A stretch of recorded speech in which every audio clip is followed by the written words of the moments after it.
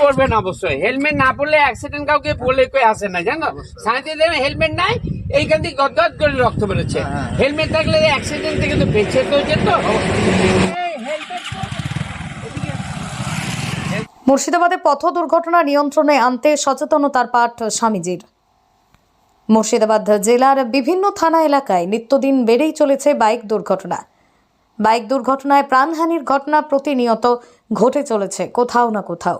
পরিসংখ্যান বলছে শুধুমাত্র 2023 সালেই সারা দেশে পথ দুর্ঘটনায় প্রাণ হারিয়েছেন বহু মানুষ। পরিবারের প্রিয় মানুষের প্রাণ গিয়েছে, কেউ বা আহত অবস্থায় চিকিৎসাধীন। ফলে দুর্ঘটনা এড়াতে রাজ্যের পুলিশ প্রশাসন কড়া পদক্ষেপ নিলেও সচেতন হচ্ছেন না এক শ্রেণীর বাইক আরোহী।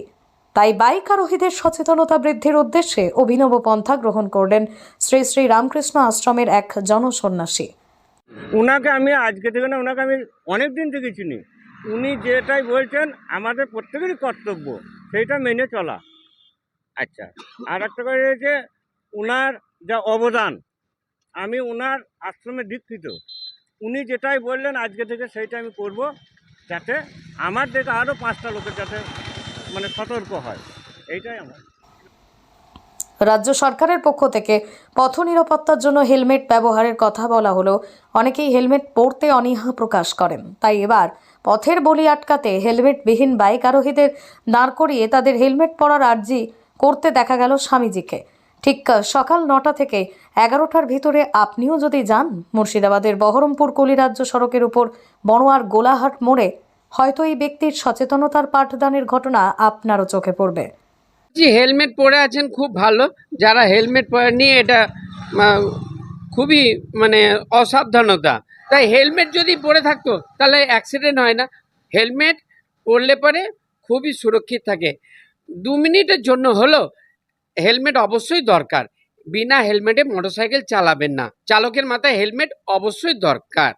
সেই জন্য আমি রাস্তায় খবর দিচ্ছি। এটা কুলি যাওয়ার রাস্তা, এদিকে কুলি যাচ্ছে সিউড়ি দুবরাজপুর, এই রাস্তা মেন হাইওয়ে রোড। সাধারণ মানুষের কাছে পাগল বলে পরিচিত এই ব্যক্তির নাম স্বামী নিত্যানন্দ মহারাজ। বাসস্থান মুর্শিদাবাদের কান্দি দোহালিয়া কালীবাড়ির কাছে শ্রী শ্রী রামকৃষ্ণ আশ্রম। বয়স 57 পেরোলেও প্রতিনিয়ত শহর কান্দি থেকে সাইকেলে চড়ে মাধুখড়ি ও দোহালিয়ার মায়ের কাছে পুজোর ফুল সংগ্রহ করায় স্বামী নিত্যানন্দ মহারাজের প্রধান কাজ। আর এই কাজ করতেই তিনি ভীষণ ভালোবাসেন। কোথাও হেলমেটবিহীন বাইক আরোহীকে দেখলেই তাকে দাঁড় করিয়ে হেলমেট পরে বাইক চালানোর আবেদন করে থাকেন। হাত জোড়ো করে আবেদন করছেন মহারাজ।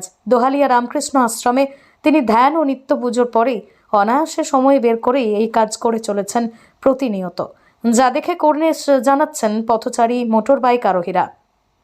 অনেকেও আবার ভ্রু কুঁচকে চলেও যাচ্ছেন তাঁকে দেখে। যদিও বর্তমানে স্বামীজির এই কাণ্ডে বেশ খুশি সাধারণ মানুষ।